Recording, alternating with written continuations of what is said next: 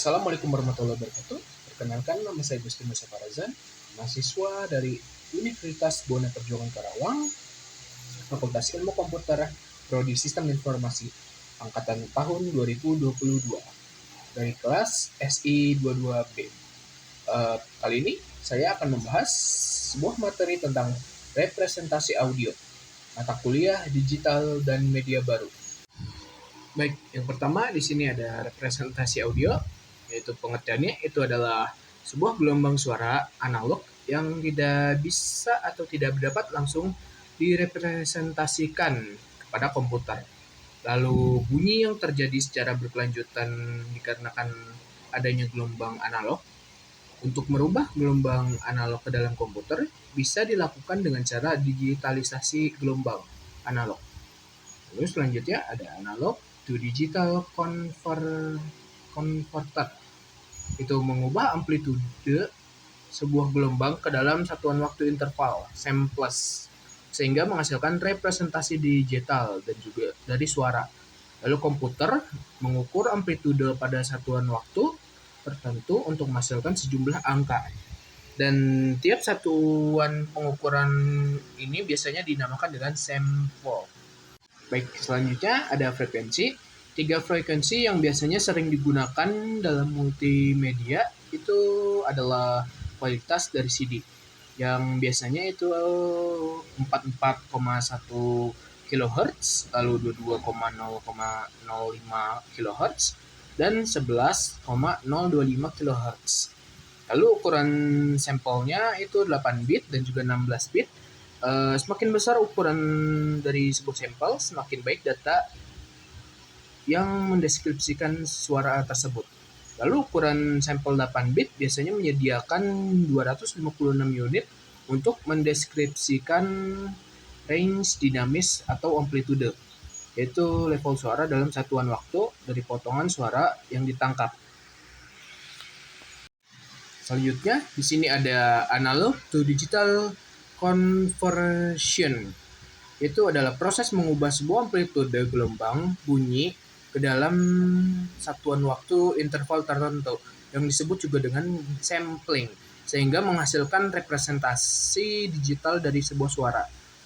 Lalu sampling rate itu adalah beberapa gelombang yang diambil dalam satuan detik. Contohnya, jika kualitas CD audio dikatakan memiliki frekuensi sebesar 44.000 Hz, berarti jumlah sampelnya itu kira-kira sebesar 44.000 per detik. Lalu di sini ada sistem pengkodean audio digital. Itu adalah sebuah gelombang audio yang umumnya bersifat kontinu atau berkelanjutan dan biasanya diubah ke dalam bentuk diskrit. Langkah yang dilakukan itu adalah pengambilan sampling, kuantisasi, dan juga pengkodean. Baik, selanjutnya di sini ada sampling audio.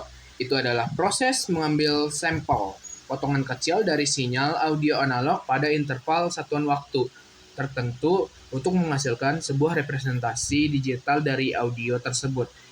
Biasanya ini cara yang umum untuk merekam dan juga menyimpan suara ke dalam format yang dapat atau bisa dipahami oleh komputer. Proses sampling audio itu biasanya melibatkan dua aspek utama.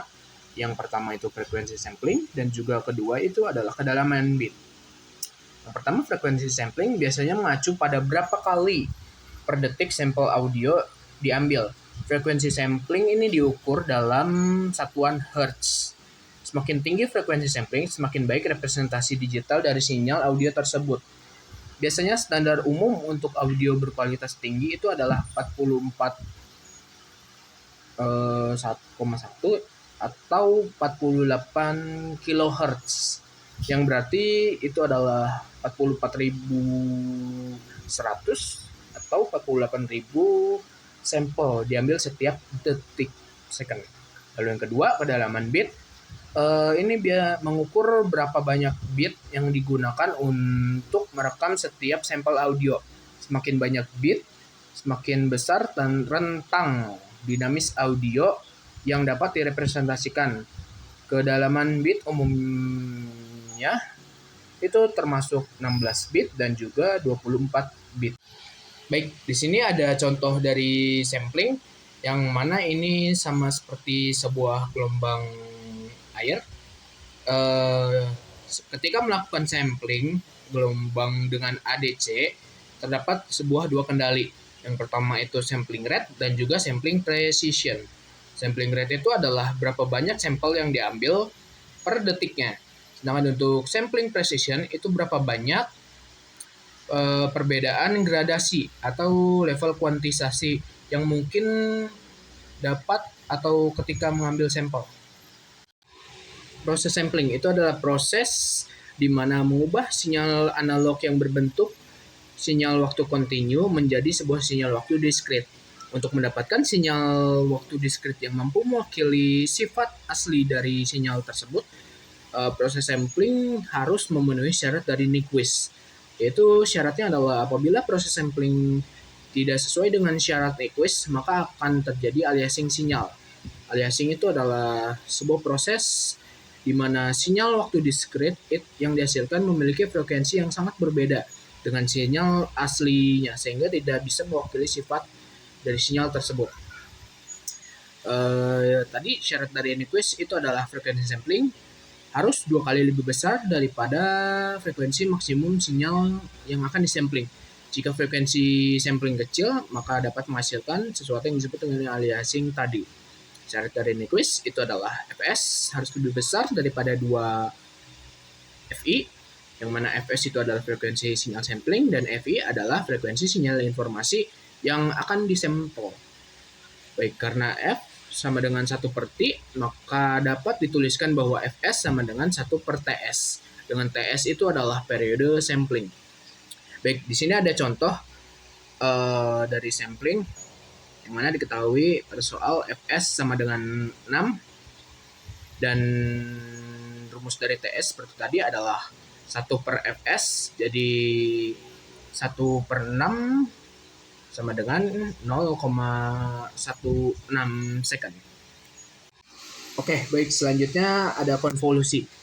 Secara umum, konvolusi itu bisa didefinisikan sebagai cara untuk mengkombinasikan dua buah deret angka yang menghasilkan deret angka yang ketiga. Namun secara sistematis, konvolusi itu adalah integral yang mencerminkan jumlah lingkupan dari sebuah fungsi A yang digeser atau atas fungsi B sehingga menghasilkan fungsi C. Konvolusi dilambangkan dengan asteris sehingga A dikali asteris B sama dengan C, berarti fungsi A dikonvolusikan dengan fungsi B menghasilkan fungsi C. Dilihat dari jenis sinyalnya, maka jenis konvolusi dibedakan menjadi jumlah konvolusi yang dipakai pada sistem berwaktu diskrit dan juga integral konvolusi yang dipakai pada sistem waktu kontinu. Oke, slide selanjutnya di sini ada sampling konvolusi, yang mana di sini terdapat dua contoh soal dari sampling konvolusi beserta dengan rumusnya, yaitu konvolusi F dan G pada N itu sama dengan sigma ketika K itu sama dengan minus T hingga, yang mana F ke K dikali G dengan N minus.